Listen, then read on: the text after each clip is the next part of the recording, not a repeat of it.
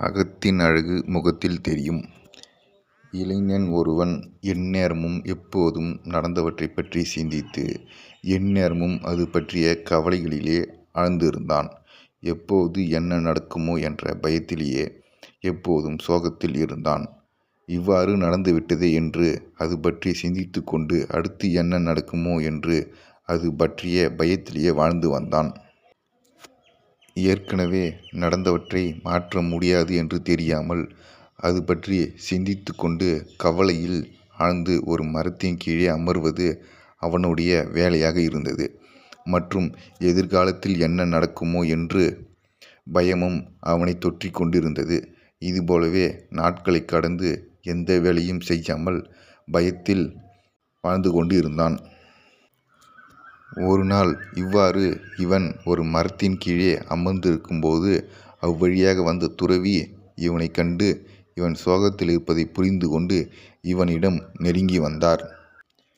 இவனிடம் வந்த துறவியை கூட அந்த இளைஞன் கவனிக்காமல் ஆழ்ந்த யோசனையில் இருந்தான். அந்த துறவி இவனிடம் வந்து, "என்ன சோகத்தில் ஆழ்ந்து இருக்கிறாய்?" என்று கேட்டார். அதை கேட்ட அந்த இளைஞன், "உங்களுக்கு எப்படி தெரியும் சாமி?" என்று கேட்டான். அதற்கு துறவி, "தம்பி, அகத்தின் அழகு முகத்தில் தெரியும்" என்று கூறினார். அதற்கு அந்த இளைஞன் மனம் வருந்தி அந்த துறவியிடம், தன்னால் எந்த வேலையும் செய்ய முடியவில்லை, ஏற்கனவே நடந்தவற்றை நினைத்தேன், சோகமாக இருக்கிறது, இனி என்ன நடக்குமோ என்ற பயமும் இருக்கிறது, என்ன செய்வது என்று தெரியவில்லை என்று அந்த துறவியிடம் கூறினான். அதற்கு துறவி, "தம்பி, ஏற்கனவே நடந்தவற்றை இனி மாற்ற முடியாது, ஆனால் உன்னால் மாற்ற முடியும்.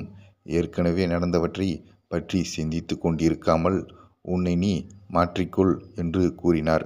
ஏற்கனவே என்ன நடந்ததோ அது நடந்துவிட்டது.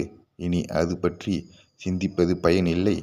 இனி என்ன நடக்கப் போகுமோ என்ற பயமும் இனி உனக்கு தேவையில்லை என்று கூறினார்.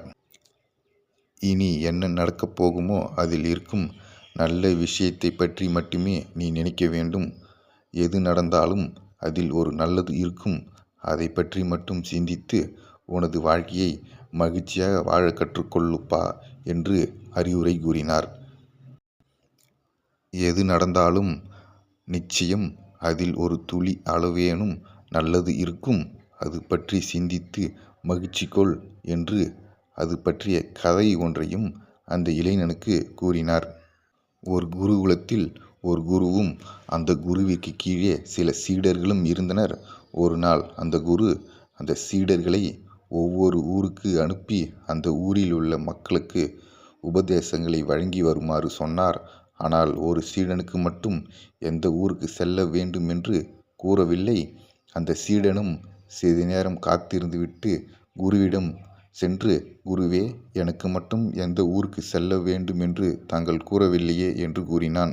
அதற்கு அந்த குரு சீடனிடம், "நீ எந்த ஊருக்கு செல்ல வேண்டும் என்று நீயே தீர்மானித்துக்கொள்" என்று கூறி, "எந்த ஊருக்கு செல்ல விருப்பப்படுகிறாய்?" என்று சீடனிடம் கேட்டார். அதற்கு சீடன், "நான் இந்த ஊருக்கு செல்ல விருப்பப்படுகிறேன் குருவே" என்று கூறினான்.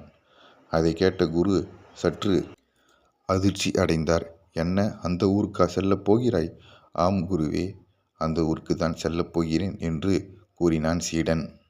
அதற்கு குரு சீடனிடம், "அந்த ஊரில் உள்ள மக்கள் எல்லாம் சற்று முரட்டு சுபாவம் உள்ளவர்கள். யார் என்ன சொன்னாலும் அது காது கொடுத்து கேட்கும் பக்குவம் இல்லாதவர்கள்" என்று கூறினார். அதற்கு சீடன், "எனக்கும் தெரியும் குருவே, நான் அந்த ஊருக்கு தான் செல்ல விருப்பப்படுகிறேன்" என்று கூறினான். அதற்கு குரு, "ஒருவேளை அந்த ஊர் மக்கள் உன்னை வரவேற்பு பதிலாக உன்னை அவமானப்படுத்தினால் என்ன செய்வாய்?" என்று கேட்டார். அதற்கு சீடன், "நல்லது குருவே, அவர்கள் என்னை அடித்து துன்புறுத்தாமல் அவமானம் மட்டும்தானே படுத்துகிறார்கள்" என்று கூறினான்.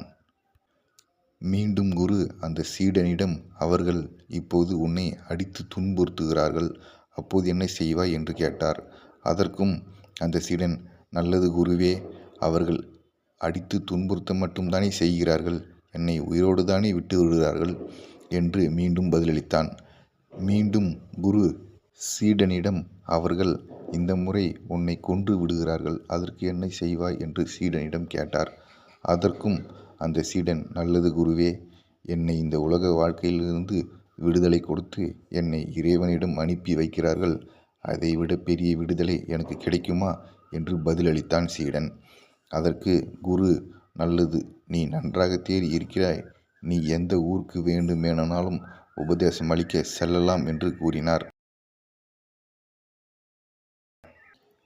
இவ்வாறு அந்த துறவி கதையை கூறி அந்த இளைஞனிடம் நடப்பவற்றில் எது நன்மையோ அதை மட்டும் எடுத்து வாழ்க்கையை வாழக் கற்றுக்கொள் என்று அந்த இளைஞனுக்கு அறிவுரை வழங்கினார். எது நடந்தாலும் அதில் சிறிதளவு எனும் நல்லது இருக்கும், அதை மட்டும் எடுத்து உன் வாழ்க்கையை மகிழ்ச்சியுடன் வாழ் என்று கூறினார். நடந்தவற்றையோ அல்லது நடப்பவற்றையோ நம்மால் மாற்ற இயலாது. ஆனால் நம்மால் மாற்ற இயலும்.